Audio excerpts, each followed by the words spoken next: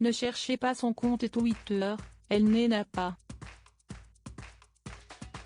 Siesti donc via le profil de son amie, la comédienne Andrea Bescon, qu'Isabelle Carré a choisi de s'exprimer.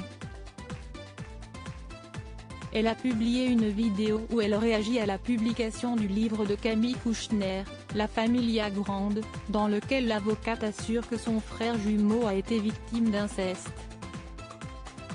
Je voudrais remercier Camille Kouchner pour ce cadeau qu'elle nous a fait. Ce livre a permis à la parole de se libérer et à tant de personnes de s'exprimer, assure l'actrice qui ajoute, y compris moi, puisqu'en lisant ce livre j'ai reconnu une partie de la vie et j'ai ressenti une émotion incroyable de voir que je n'étais plus seule.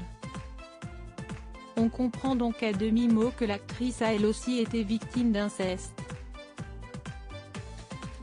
Isabelle Carré contre le consentement fixé à 13 ans. Et si Isabelle Carré a choisi de sortir du silence Siesti dans un but précis.